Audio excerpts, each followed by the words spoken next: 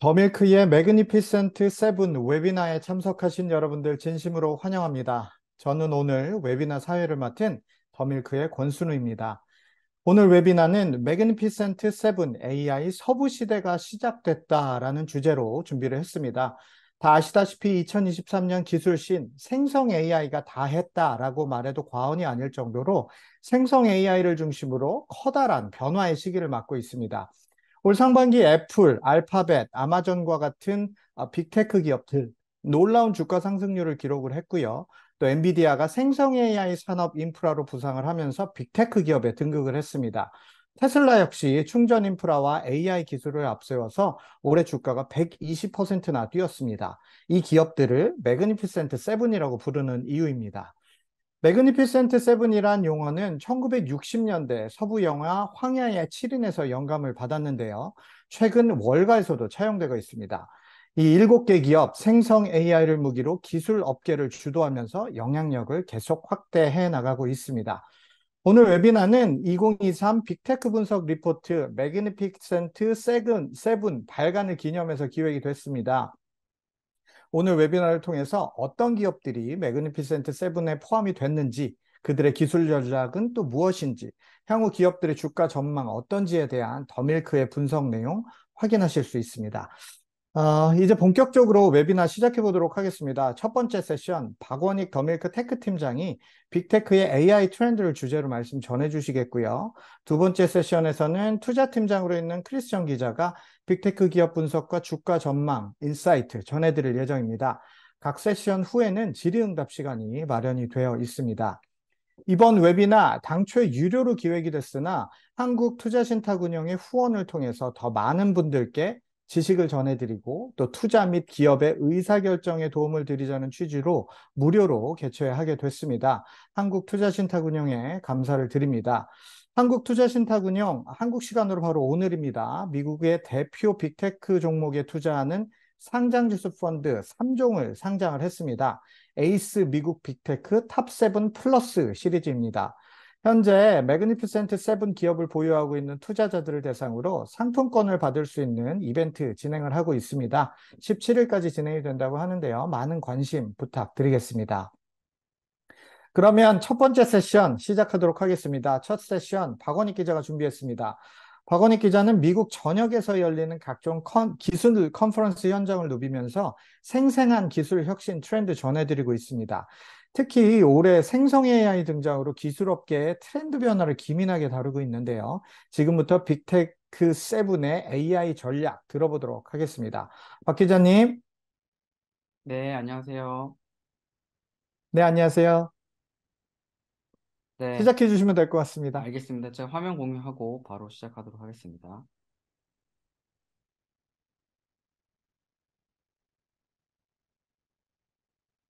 네, 잘 보이시죠? 네, 저는 이제 기술 비즈니스 모델로 보는 빅테크 AI 트렌드라는 제목으로 발표를 준비했고요. 이따가 또 2부에는 또 크리스 정 기자님이 또 투자 관련된 것들 이슈들을 좀 더 자세하게 다뤄주실 예정입니다. 저는 이제 기술 중심으로 좀 말씀드리려고 합니다. 일단은 발표 순서를 먼저 말씀을 드릴게요. 저희가 이제 최근에 이제 제너레이티브 AI, 그러니까 생성형 AI라고 하는 것들이 화두가 된 지는 이미 좀 됐죠. 올해 초부터 이제 화두가 되었으니까 이게 어떻게 이제 게임을 이제 바꾸고 있는지, 어떻게 게임 체인저가 되고 있는지에 대한 것들을 조금 한번 현황을 먼저 말씀드리고요.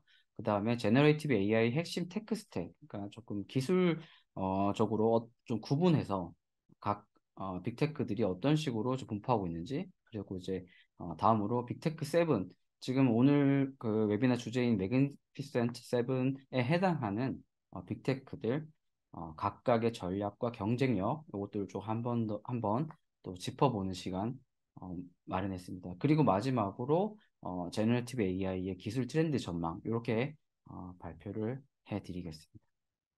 네, 먼저 일단은 저희가 상반기에 이렇게 한번 타임라인 한번 만들어 봤었어요. 저희 더밀크에서 꾸준하게 생성 AI, 생성형 AI 이슈를 계속 팔로우를 했었거든요.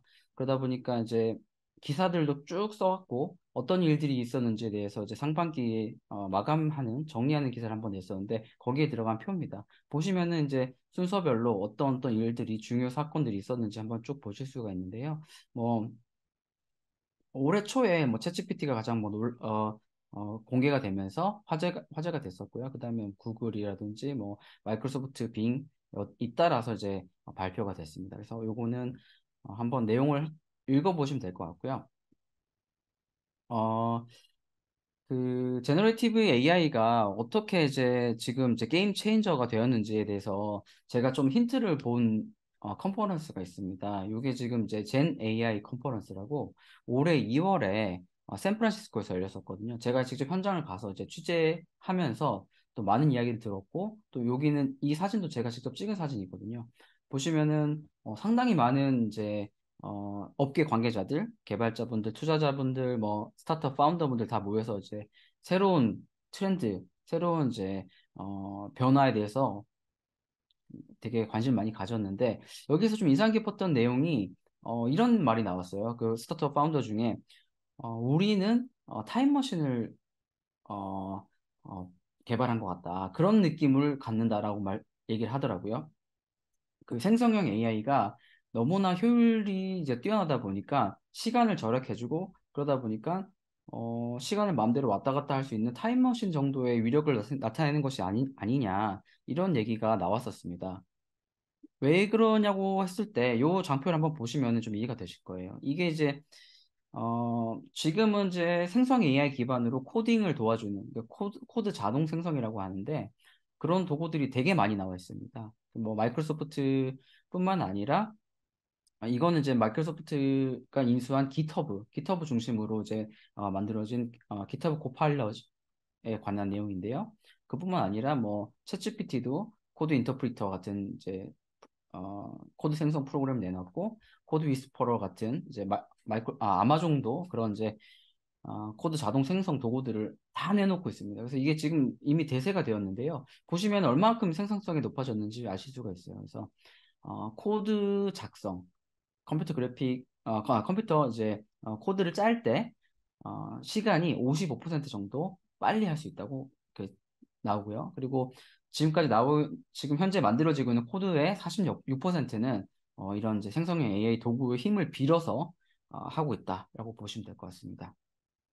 그리고 또 한 가지 또 재밌었던 부분이, 에마드 모스타크라고 지금 이미지 생성 쪽에 관심 있으신 분들은 아실 거예요. 이미지 생성이라고 하면은, 글을 써가지고 이미지를 만들어내는 생성 AI 되게 대표적인 어떤 이미지 모델인데, 스테이블 AI, 스테빌리티 AI라는 이제 스타트업을 운영하는 에마드 모스타크가 한 말인데요. 우리는 이제 오픈 소스를 수십억의 사람들에게 전달하고 싶다라는 말을 했어요. 그래서 이때만 해도 이게 제가 컨퍼런스 참여한 게 2월이었거든요. 이때만 해도 이렇게 큰 붐이 아니었어요. 챗GPT가 좀 화제가 되긴 했으나 뭐 생성형 AI 모델, 뭐 LLM, 대규모 언어 모델이라고 하는 LLM 얼마나 쓸까라고 했을 때 사람들이 그렇게 큰 기대감이 없었는데 이미 이 얘기를 했었거든요. 근데 실제로 이런 일들이 벌어지고 있죠. 제너레이티브의 폭발적인 성장이 되고 있습니다. 이 장표 보시면은 어, 그 1억 유저, 그러니까 100 밀리언이니까 그 사용자를 1억 명을 모았을 때 걸리는 시간들이에요. 주요 앱들 보시면은 챗GPT가 2달 만에 이게 1억 명을 모으면서 엄청나게 화제가 됐었죠. 그리고 제일 위에 뭐 5일 만에 1억 명을 모은 이제 스레드도 있는데 스레드도 사실은 메타가 데이터를 확보하기 위한 트위터와 비슷한 어떤 이제 소셜 미디어죠. 그런 것들을 고려했을 때 다 AI랑 관계된 것들이 지금 어, 많은 관심을 받고 사용자들을 끌어모으고 있다라고 좀 보셔도 될 것 같아요. 그 밑에 앱들을 보시면 다 모바일 세대거든요. 그 스마트폰이 나오면서 예를 들어 뭐 인스타그램이라든지 이런 것들이 되게 빠르게 확산되면서 유튜브도 마찬가지죠. 페이스북도 마찬가지고 2005년, 2006년 유튜브가 2004년에 나왔거든요. 페이스북은 2005년이고요. 다시 스마트폰이 보급되기 시작할 시기였습니다. 그때만 해도 스마트폰 중심의 혁신이었고 지금은 AI 중심의 혁명이 되고 있다라는 걸 좀 요 장표만 보셔도 좀 이해가 되실 수 있을 것 같고요. 그리고 여기 지금 트랜스포머 모델을 제가 2017년이라고 써놨는데 2017년 이후로 또 큰 변화가 있었어요. 그거는 제가 다음 장표에 한번 또 자세하게 말씀드리고, 왜 또 이제 생성 AI가 화두이냐라는 거를 봤을 때, 투자 추이를 보면 좀 알 수가 있습니다. 이게 지금 이제 CB 인사이츠 데이터인데요. 제가 제일 최근 데이터를 가져왔어요. 올해 6월 30일 기준이니까요. 보시면은, 투자 건수는 이제 조금 줄었는데, 투자 펀딩 규모를 보면은 이제 압도적으로 늘어났습니다, 올해. 어, 그러니까 이게 정말 큰 관심을 받고 있고, 건수가 줄었다는 거는 이제 더 큰 회사에 더 큰 많은 돈을 투자를 한다는 뜻이거든요. 그래서 어, 이 AI에 관한 관심 자체는 엄청나게 높아진 상황이다라고 보시면 될 것 같고, 어, 그 아까 제가 앞서 장표에서 말씀드렸던 그 트랜스포머 모델, 그게 이제 2017년에 나왔는데 왜 중요하냐? 그 전까지도 AI가 중요했지만 2017년 이후에 생성 AI가 폭발적으로 늘어났습니다. 여기 보시면은 예문으로 나와 있는 것들이 있는데 이제 컵에 물을 따를 때 반이 차도록 따라라 했을 때 반이 차도록 했을 때 그것에 반이 차도록이라고 말을 하면은 사람은 알죠. 그것이 잔이라는 걸, 잔에 반을 채우라는 것. 그리고 그것이 비일 때 동안 물을 따라라고 했을 때 그것이 빈다고 했을 때 그것이라는 거는 주전자라는 걸 사람들은 알아요. 근데 이거는 원래는 AI가 몰랐었거든요. 근데 이런 것들을 해낼 수 있는 능력이 트랜스포머의 능력이라고 보시면 됩니다. 그러면서 생성 AI 기술이 폭발적으로 발전하면서 2017년 이후에 지금 저희가 보는 생성 AI 스파크가 터졌다고 보시면 될 것 같아요. 그래서 이제 빅테크들도 모두 이것들을 도입하고 있다라고 보시면 될 것 같습니다. 그래서 2017년 이 그래프도 보시면은 2017년 이후에 논문 편수가 급증하는 걸 보실 수가 있고요. 어, 자, 그러면은 생성 AI 뭐 그래 유명한데 돈 못 버는 거 아니야? 라고 생각하시는 분들도 많이 있으실 것 같아요. 그런데 요게 지금 최근에 나온 기사입니다. 최근에 여기 날짜 보시면 이제 8월 30일이죠. 정말 얼마 안 된 기사인데 오픈 AI가 얼마나 돈을 벌고 있느냐에 대한 거가 이제 기사화된 내용이에요. 그래서 한 달에 80 밀리언씩 벌고 있습니다. 그러니까 이제 이게 어, 그 전에 작년까지만 해도 540 밀리언 로스가 있었거든요. 손실이 있었는데 그것을 다 벌충하고 다 상쇄하고도 남을 만큼 충분하게 벌어들이고 있다고 해요. 그러니까 이미 비즈니스 모델적으로도 생성 AI가 단순히 막 재밌고 챗GPT가 사람처럼 얘기하네, 신기하네 이 정도로 그치는 게 아니고 비즈니스적으로도 이제 좀 증명이 되어 가고 있다. 돈을 벌 수 있다는 것들이 그렇게 좀 보시면 될 것 같습니다. 그래서 오늘 좀 기술 스택을 제가 말씀드리려고 하는 이유는 생성 AI 기술 그 생태계를 좀 이해하실 때 어떤 기술이 중요한 기술들이 있고 생성 AI 분야에서 거기에서 어떤 것들을 이제 각 빅테크들이 담당하고 있고 주로 강점이 있는지에 대해서 좀 보시면 좋을 것 같아서 제가 기술 스택에 대해서 좀 말씀드리려고 하는 건데 이거는 기술 스택이라는 말이 조금 어려울 수 있어가지고 하나 예시를 가져온 겁니다. 그래서 뭐 그냥 앱을 개발할 때 백엔드, 프론트엔드가 있을 때 뭐 오퍼레이팅 시스템이 제일 밑단에 깔려 있고 예를 들면은 뭐 어, 그 안드로이드 같은 거 스마트폰 보시면 안드로이드 같은 게 그 스마트폰 OS잖아요. 그리고 이제 iOS 애플의 iOS 이런 것들이 이제 오퍼레이팅 시스템이 있고 그 위에 웹 서버가 들어가고 데이터베이스 들어가고 그다음에 프로그램 랭귀지 같은 거 뭐 C 언어, C 뿔 뭐 이런 거 있죠. 그래서 이제 프로그램 랭귀지 같은 게 뭐 파이썬도 있고 이런 것들이 들어가면서 하나의 어떤 이제 앱이 만들어지는 건데 생성 AI, 생성형 AI, 그리고 뭐 LLM, 이 분야도 마찬가지라는 겁니다. 요거 장편 한번 보시면 좋을 것 같아요. 요것만 이해하셔도 사실은, 어, 그 생태계를 좀 하시기 되게 쉬우실 것 같아요. 이게 이제 에이스트인지 그 벤처 캐피탈 앤드레슨 호르이츠에서 만든 이제 데이터를 제가 가져온 건데 장표를 가져온 건데 보시면은 컴퓨터 하드웨어 그러니까 하드웨어 칩 같은 게 있겠죠. 제일 밑에 이제 바탕에 깔아주는 거 아까 앞서 이제 앱 개발에서 봤을 때는 OS 레이어에 해당하는 건데 거기에 이제 엔비디아의 GPU가 있고 뭐 구글의 TPU가 들어가 있죠. 여기 보시면은 그 위에 클라우드 플랫폼. 그러니까 이제 가상화를 통해서 어, 그 서버리스, 서버 없이 이제 그 앱이나 웹을 그다음에 이제 프로그램 같은 거 운용할 수 있는 그 클라우드 플랫폼이 있는데 이것들은 이제 대표적으로 이제 퍼블릭 클라우드 다들 아실 거예요. 그래서 뭐 AWS, 아마존 그리고 이제 GCP는 이제 구글 클라우드 플랫폼이고요. 그 애저는 이제 마이크로소프트고 이런 식으로 좀 중요 빅테크 기업들이 들어가 있고요. 그 위에 이제 오픈 소스 파운데이션 모델이 있고 클로즈 소스 파운데이션 모델이 있고 그다음에 이제 엔드 투 엔드 앱이 있고 그러니까 이거는 이제 엔드 투 엔드 앱 같은 경우에는 파운데이션 모델도 만들고 그 위에 애플리케이션 그 위에서 돌아가는 애플리케이션까지 같이 만드는 회사들입니다. 그래서 예를 들면 미드저니 같은 회사들 미드저니는 이제 이미지 생성 어, 툴 그리고 모델을 만드는 회사인데요. 런웨이 같은 회사는 이제 동영상으로 동영상 생성 또 모델이 또 강점을 가진 회사입니다. 이런 회사들이 있고 그다음에 이제 폐쇄형으로 이제 운영하는 LLM을 운영하는 회사들은 다들 잘 아시는 오픈 AI가 대표적인 예고요. 그리고 이제 오픈 소스는 여기 스테이블 디퓨전 아까 제가 뭐 에마드 모스타크 CEO 말씀도 드렸는데 제가 실제로 봤었는데 그분이 이제 스테이빌리티 AI라는 회사를 오픈 소스로 운영하고 있죠. 여기에 지금 표시는 안 돼 있는데 메타도 지금 오픈 소스에서 엄청나게 많이 하고 있습니다. 그래서 그런 모델이 있고 그거를 모델을 활용해서 또 앱을 개발하는 이런 식으로 좀 구조가 돼 있다라고 보시면 될 것 같아요. 그래서 좀 크게 보시면은 인프라, 그다음에 앱 크게 두 가지로 구분할 수가 있고 인프라 단에서는 이런 오픈 AI랑 뭐 엔트로픽 같은 것도 스타트업인데 되게 잘하는 스타트업이거든요. 이런 회사들이 있는데 다시 한번 말씀드리지만 빅테크가 다 밑에 기반입니다. 여기 밑에 하드웨어랑 그다음에 클라우드 서비스 프로바이더가 빅테크이기 때문에 이들이 없이는 이 생성 AI 생태계가 돌아가지가 않아요. 돌아가지가 않기 때문에 정말 중요한 역할이고, 제가 다음 장표, 이 위에 앱들은 이제 스타트업들 많이 만드는데, 이 생성 AI 붐에 어떤 과실을 빅테크들이 많이 가져간다라고 보시면 될 것 같아요. 어, 좀 하나씩 좀 말씀드릴게요. 그래서 마이크로소프트 같은 경우에는 좀 선점입니다.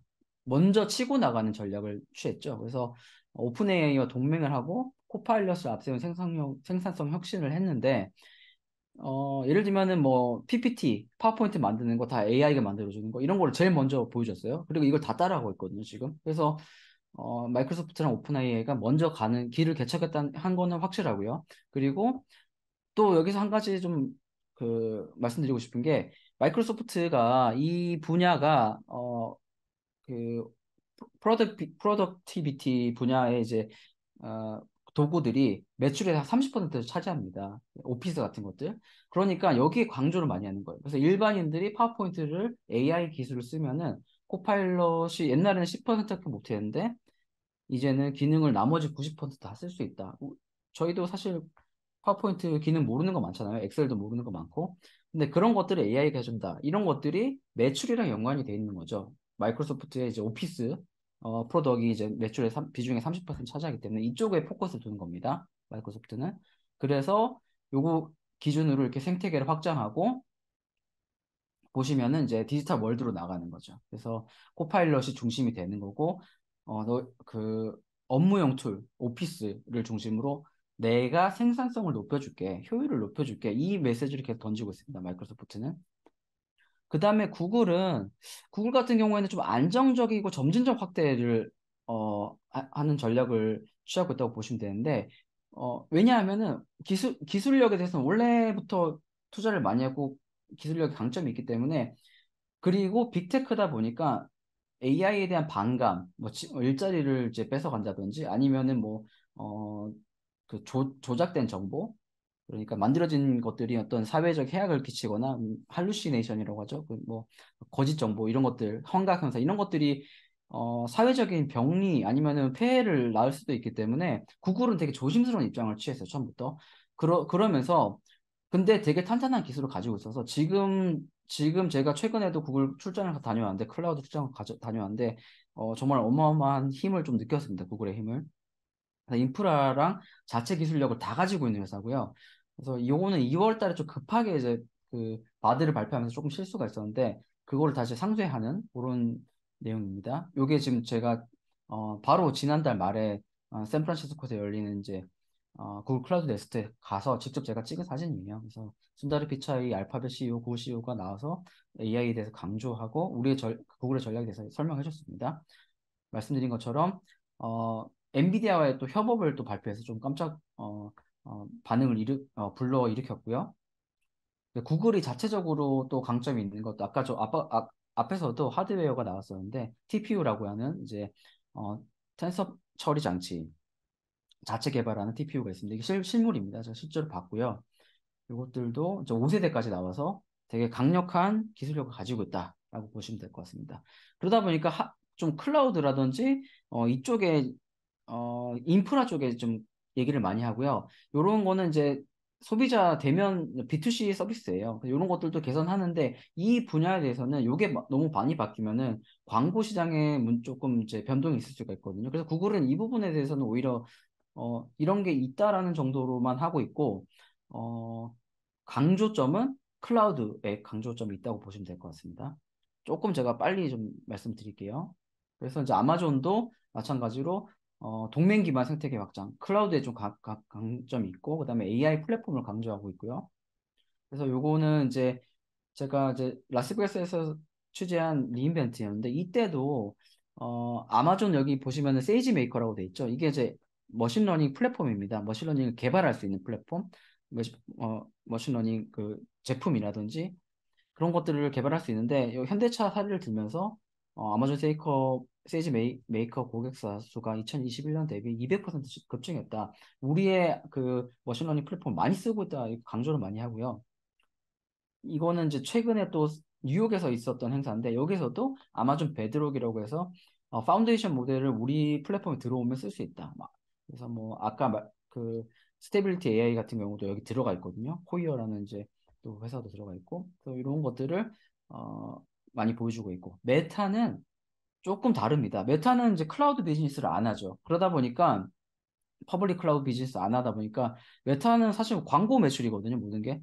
그러니까 지금 당장에 할 수 있는 게 많지가 않아요. 메타의 운신의 폭이 좁은 거죠. 그러다 보니까 그러면 우리 차라리 오픈 소스로 우리가 기술력은 있으니 우리의 모델 다 풀어가지고 우리의 생태계를 그냥 확장하자. 라마라고 해서 이제 최근에 오픈소스 모델을 공개를 했는데 성능이 꽤 뛰어난 이제 오픈소스 모델입니다. 그러다 보니 이걸 쓰는 걸 가지고 나중에 좀 기회를 도모해보자라는 좀 생각을 갖고 있어요. 요게 지금 이제 셈이라는 이미지 세그멘테이션 모델 그 메타가 공개한 거거든요. 요것도 보시면은 어, 그냥 2D 이미지를 인식해서 3D로 이제 플로팅 한다고 하는데 그런 것들을 할 수 있어요. AI가 자체적으로.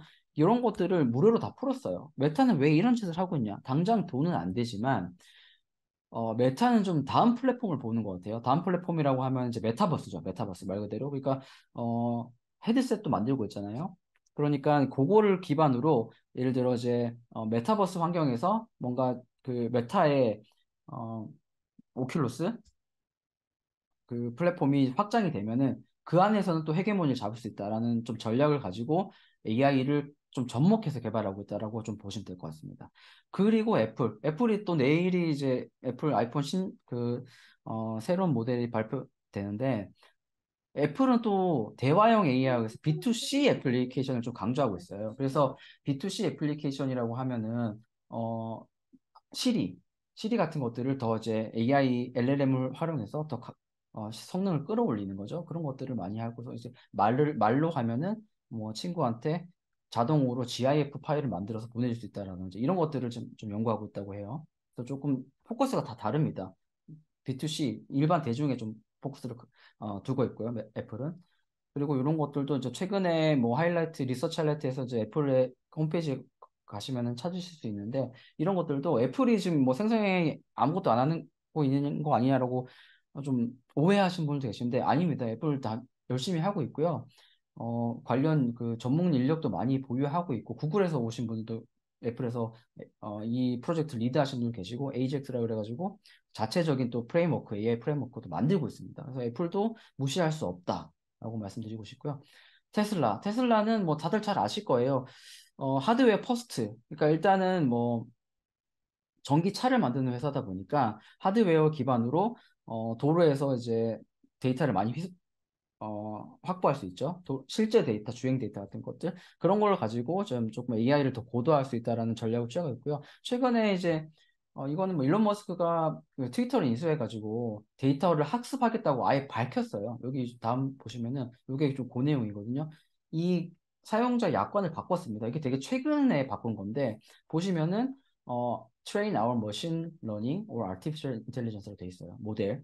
아예 대놓고 사용자 데이터를 우리 AI 개발에 활용하겠다라고 밝히는 거죠. 그러니까 지금 LLM이라든지 뭐 AI 모델의 측면에서는 뭐 오픈 AI 같은 데서 좀 뒤져 있지 않느냐라고 생각하실 수 있는데 테슬라는 워낙 그 하드웨어에서 가져올 수 있는 그 데이터가 많고요. 그래서 이거를 이제 개발해서 접목만 하면은 또 파워풀한 힘을 낼 수 있다라고 보시는 분들 많아요. 그리고 또 칩도 잘 만들거든요. 오늘도 뭐 모건스탠리에서 발표해가지고 도조라는 슈퍼컴퓨터 그리고 D1 칩도 이제 따로 만들고 있는데 그런 것들에 어떤 강점이 있기 때문에 테슬라도 조금 어, 눈여겨 보실 만한 빅테크라고 예상이 됩니다. 그리고 사실 제일 수혜를 보는 게 엔비디아죠. 엔비디아는 모두의 친구. 제가 이렇게 달아놓은 이유가 인프라의 인프라입니다. 그 LLM을 그 모델을 개발하고 파인 튜닝하고 아니면 그 위에서 애플리케이션을 개발하려고 하시는 분들이 되게 많은데 그거를 하려면은 클라우드를 써야 돼요.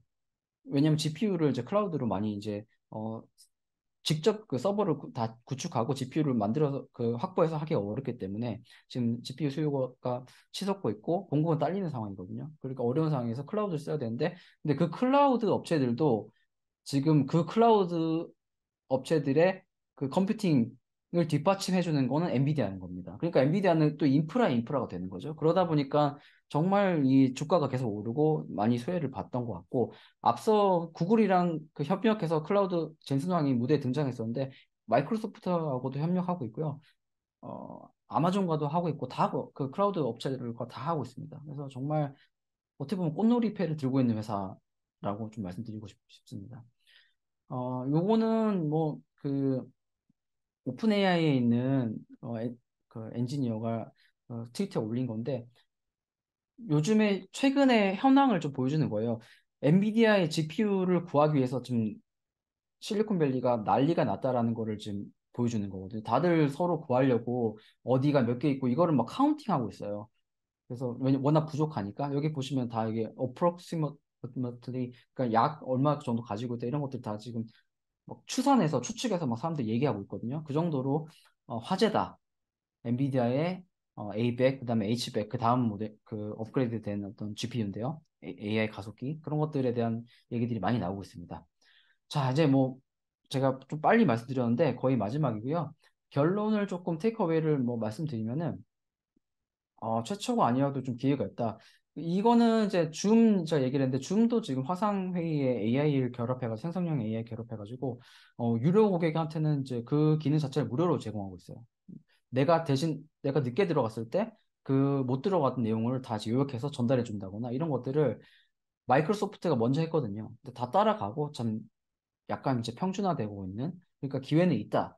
그리고 팻 프로토콜이라고 하는 거는 암호화폐 쪽에서 나온 내용인데 이더리움 위에서 돌아가는 것들이 많다 보니까 이더리움 결국에는 이더리움의 가치가 더 높아진다라는 그런 이론이거든요. 마찬가지입니다. AI도 클라우드가 제일 핵심이고 클라우드 업체들이 현재까지는 왜냐하면 앱이 지금 폭발적인 앱이 그렇게 많지는 않아요. 그래서 그, 그, 그 AI 모델 위해서 돌아가는 애플리케이션이 그러다 보니까 클라우드 업체들이 좀 그 수혜를 많이 가져가고 있다는 거 좀 보셔서 보시면 될 것 같습니다. 그다음에 엔비디아는 아까 말씀드린 것처럼 인프라로 좀 기업 가치 증명하고 있고 마이크로소프트, 오픈 AI, 구글은 업계에서 신계에 있다고 그러니까 천국에 있다라고 표현을 하더라고요. 이 두 회사는 자원의 확보하고 있는 자원이라든지 인재 이런 것들에서 그 천국이고 그 다음에 이제 연옥이 있고 그다음에 지옥이 있고 대다수는 지옥입니다. 롱테일입니다. 그러니까 엄청 어려운 상황에서 이 두 회사들이 좀 앞서가고 있는 건 확실하고요. 그다음에 말씀드린 것처럼 애플, 메타, 테슬라는 같이 이 매그니피센트 세븐에 들어가는 이유가 있습니다. 이 회사들은 정말 다 워낙 역량을 가지고 있는 회사여서 또 구체적인 것들은 또 이제 크리스 님이 좀 말씀해 주실 거예요. 그다음에 향후 전망은 더 많은 오픈소스 모델이 나오고 미들 레이어가 중요해질 것이라고 했는데 이것들이 같이 가고 있어요. 지금 어느 한쪽에 우세가 있는 게 아닙니다. 지금 오픈소스 모델 더 많이 나오고 있어요. 오른쪽에는 이제 그림은 그 LLM들의 좀 비교 잔표고 왼쪽은 어떤 앱스토어처럼 특정한 OS 위에서 돌아가는 그 앱들의 좀 경쟁 이 두 가지 구도가 될 거라고 생각했는데 지금 두 개가 다 같이 가고 있어요. 어느 한쪽이 한쪽으로 가는 게 아니라 그 두 개 같이 진행되고 있다. 병렬로 진행되고 있다라고 보시면 될 것 같습니다. 그래서 이것도 이제 구글 이제 버텍스라고 구글 클라우드 AI 개발 플랫폼인데 거기다 보시면은 여기 지금 다 되는 거죠. 뭐 사전학 오픈 소스 모델도 들어가 있고 기반 모델도 구글 자체 모델 들어가 있고 뭐 자연어 처리, 번역, 비전 뭐 다 됩니다. 그래서 이것 다 구글 클라우드를 사용하면은 이제 버텍스 AI 쓰실 수가 있거든요. 그러니까 그 빅테크들이 다 해버리는 약간 이런 좀 상황입니다. 마지막으로 한번 이제 정리를 해드리면은 좀 미래인데 이제 빅테크 클라우드랑 거기다가 이제 AI 모델, LLM이 좀 대표적이죠. 그다음에 서비스 이것들을 통합해서 아예 빅테크들이 다 그걸 제공해 버리는 이런 일들이 좀 나오고 있거든요. 구글 같은 케이스가 좀 대표적이고요. 어, 그 애플도 마찬가지입니다. 애플도 마찬가지로 자체적인 LLM을 개발하고 있고 그 위에서 애플리케이션까지 다 내버리고 그거를 이제 아예 스마트폰에 시리에 이제 얹어버릴 수가 있기 때문에 일반 스타트업들이 끼기는 좀 어려워 보입니다. 일단은. 그래서 그들만의 경쟁이라는 건 이미 좀 시장을 확보했고 거기에서 많은 좀 수혜를 가져갈 수 있다라는 말씀 드리고 그렇지만 그럼에도 불구하고 미들 레이어 그리고 AI 애플리케이션에서 분야에서 기회 찾기는 이제 시작이다. 이게 계속되면은 어쨌든 그 위에서 또 뭔가 새로운 시도를 하는 기업들이 나올 거거든요. 그리고 한 가지 기회는 오픈소스 모델은 이 또 무료로 사용할 수 있는 것들이 점점 많아지고 있기 때문에 일반 스타트업들에도 기회가 생기는 거죠. 이런 빅테크 오픈 AI 같은 GPT-4 같은 모델이 없어도 이런 걸 해볼 수가 있게 되는 겁니다. 그리고 이제 새로운 브렉스루 가능성도 있습니다. 트랜스포머가 지금 2017년 이후에 다 지배하고 있는데 하카나라는 AI 스타트업인데 여기 파운더가 트랜스포머 저자예요. 트랜스포머 저자가 이 사카나라는 AI 그 스타트업을 만들었습니다. 그러면서 다른 아키텍처를 만들겠다고 하거든요. 그러니까 트랜스포머 모델이 지금 지배하고 있는데 또 새로운 아키텍처가 나오면은 또 LLM의 구도가 바뀔 수도 있어요. 그러니까 정답이 이게 정해지고 이제 끝났다. 게임 끝. 이건 아니라는 거죠. 언제든지 뭔가 디스럽션이 일어날 수 있다라고 좀 보시면 좋을 것 같습니다. 그리고 클로스 소스, 그다음에 오픈 소스 경쟁 계속되고 AI 모델 경량화도 당연히 되고요. 그래서 이제 스마트폰에 LLM이 들어가는 이제 이런 것들을 계속 보시게 될 거예요, 앞으로. 그다음에 맞춤형 LLM 이것도 좀 의미가 있는데 어 그 LLM 같은 게 이제 클라우드에 얹어지면서 그것들은 다 공공재처럼 공공재는 아니지만 이제 누구나 액세서빌리티가 생기는 거거든요. 그렇지만 거기서 내가 좀 차별화를 가지려면은 내 데이터를 가지고 그거를 이제 파인 튜닝하는 그래서 맞춤형 LLM이라고 표현하는데 블룸버그 같은 게 지금 대표적인 예입니다. 블룸버그가 블룸이라는 이제 그 오픈소스 LLM을 활용해서 자기 데이터를 가지고 블룸버그 GPT를 만들었거든요. 이거는 불모고 GPT로 애널리스트를 대체할 수도 있다고 해요. 그래서 정말 새로운 시대가 열리고 있다라고 좀 보시면 될 것 같습니다. 그래서 이러다 보니까 자기 데이터 더 중요해지고 저작권 더 중요해지고 크롤링을 못하게 하는 이제 추세가 계속되고 있고 신스 아이디 같은 경우에는 이제 구글이 그 이미지 생성했을 때 그것들의 이거는 이제 AI가 생성한 이미지다 식별할 수 있는 어떤 기술이거든요. 이런 것들도 나오고 있어요. 그러니까 저작권이라든지 데이터 주권에 대한 문제는 또 계속 어, 중요해질 거다라고 말씀드릴 수 있을 것 같습니다. 네, 이렇게 이것도 아까 제가 했던 말씀드리고요. 그래서 이제 AI 클라우드 시장 경쟁이 치열해지면서 구글 클라우드 같은 경우가 계속 이제 치고 올라오고 있습니다. 이거는 이제 보시면 되고, 네, 이것도 이제 마지막으로 제가 한번 넣어봤는데 팔콘이라고 오픈소스 모델이 이게 어젠가 공개가 됐어요. 그래서 어, 엄청난 성능을 갖고 있는 오픈소스 모델이거든요. 이거는 저희가 또 따로 한번 제가 기사로 만들어서 더밀크닷컴에 통해서 한번 분석을 해서 또 제공해 드릴 예정입니다. 그 퍼포먼스가 너무 뛰어나서 지금 라마를 뛰어넘고 뭐 GPT 3.5 수준으로 된다고 하거든요. 근데 이게 오픈소스라는 게 더 중요하죠. 그래서 이런 식의 혁신이 계속되고 있다. 라고 보시면 될 것 같습니다. 네, 여기까지 제가 준비한 내용 끝이고요. 조금 시간이 오버됐습니다. 네, 감사합니다. 네, 박 기자님 고생 많으셨습니다. 네, 네, 들리시죠? 네, 네, 지금 폭풍 질문들이 올라와 있어서 질문 좀 드려볼게요. 그 첫 번째 질문이 엔비디아의 경우, 우리 박원익 기자님 엔비디아 주식도 갖고 계신 걸로 알고 있는데, 네, 엔비디아의 경우, 경쟁자가 있냐라는 이런 질문이 올라왔어요. 엔비디아가 이번에 생성 AI 등장하면서 이렇게 인프라 측면에서 엄청 부스트를 받고 있잖아요. 빅테크 네, 7에 또 들어가기도 했고, 네, 이 네. 회사에 경쟁할 만한 기업이 있나?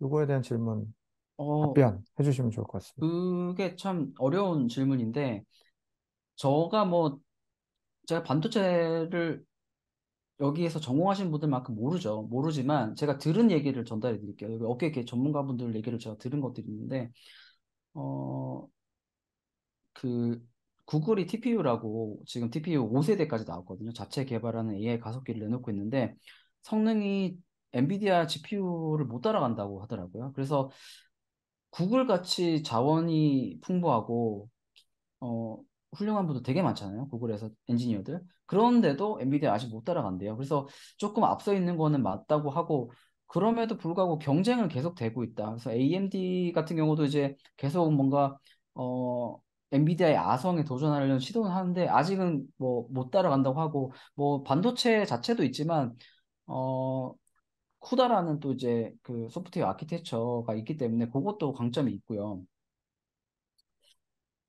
하지만 계속된 시도가 있기 때문에 저는 그게 뭐 아예 불가능하진 않을 것 같아요. 뭐 오늘 뭐 뒤에 또 크리스님이 말씀해 주실 수 있지만 도조 같은 경우도 지금 되게 성능이 퍼포먼스가 좋다고 좀 얘기가 나오거든요. 물론 그게 벤치마크 같은 것들은 좀 더 이제 확인을 해볼 필요가 있어요. 정확하게. 하지만 어쨌든 지금까지 나온 얘기로는 되게 퍼포먼스가 좋다라는 얘기가 나와서 어, 가능성은 있지 않을까. 근데 엔비디아도 가만히 있지 않죠. 같이 하거든요. 자기들도 계속 더 자기를 극복하는 그 업그레이드 하는 거를 계속 하고 있기 때문에 뭐 좀 당분간은 좀 엔비디아가 가는데 그래도 뭐 불가능한 건 아니다. 이 정도로 말씀드릴 수 있을 것 같아요. 네. 네, 경쟁은 계속 되겠지만 당분간은 엔비디아의 독주 체제가 좀 이어질 것 같다. 하지만 언젠가는 또 경쟁자들이 튀어나올 것 같다. 뭐 이렇게 말씀해 주실 수 있을 것 같고 또 질문 또 있습니다. 삼성이나 네이버의 경쟁력 어느 정도인가? 뭐 이런 질문도 나왔어요. 어, 어렵죠? 그거는 네, 이것도 어려운데 이것도 제가 이제 그 개발하시는 분들 김동수 이사님 이런 분들 그 얘기를 들어보면은 어 되게 나름 브렉스루를 좀 찾기 위해서 많이 그 고심을 하고 계시는 것 같더라고요. 그래서 그것도 사실 시장에 나와봐서 시장에서 이제 전문가분들이 평가를 하시겠지만 현재 지금 개발을 하고 있거든요. 그러니까 뭔가 어떻게든 그 승부를 내려고 뭐 모든 면에서 우월하지 못하더라도 예를 들면 특정 뭐 연산을 하는 부분에 대해서 강점을 지니게 한다거나 이런 부분들은 저는 가능하다고 알고 있고 실제로 뭐 지금 한국에 AI 반도체 하는 스타트업들도 많아요. 그 스타트업 파운더분들한테도 제가 리벨리온 같은 회사들이 대표적인데 얘기를 들어보면은 그분들도 아 우리가 모든 걸 하는 게 아니라 특정 어, 특정 이제 과제를 수행하는 데는 이게 더 그 효율적이고 연산을 더 이제 뭐 퍼포먼스가 나을 수 있다. 이런 것들 얘기를 하시거든요. 그러니까 뭐 그런 식으로 버티컬로 쪼개가지고 그 경쟁을 하면 저는 좀 가능성이 있지 않을까. 범용으로 하는 게 아니라 특정 분야 버티컬로 우린 요건 더 잘한다. 이런 식으로 하면은 삼성 네이버도 같이 하고 있으니까 저는 분명히 기회가 있으리라고 생각합니다. 네. 네. 시간이 많이 지나서 질문 지금 계속 올라오고 있는데 하나만 더 질문 더 드려볼게요.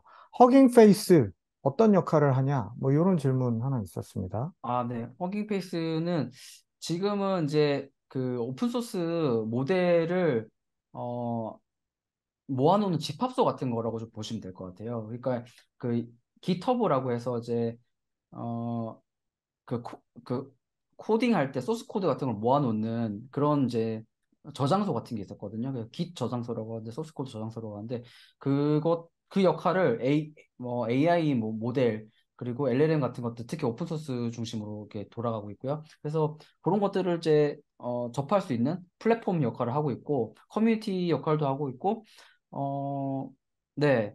그래서 뭐 자체적으로 뭐 리더보드라 그래가지고 평가도 해요. 그래서 거기에서 이제 어떤 오픈 소스 모델이 가장 이제 퍼포먼스가 좋은지 이런 것들을 이제 가시면 보실 수가 있어요. 확인하실 수가 있고. 그래서 뭐, 네. 그렇게 좀 보시면 될 것 같습니다. 네. 네, 알겠습니다. 질문들이 계속 올라오고 있지만, 네, 빨리 크리스천 기자님 또 뒷부분에 기다리고 계시기 때문에, 주식 전망에 대한 이야기, 또 들어봐야 되기 때문에, 박 기자님과는 여기서 인사를 드려야 될 것 같습니다. 수고 많으셨습니다. 감사합니다.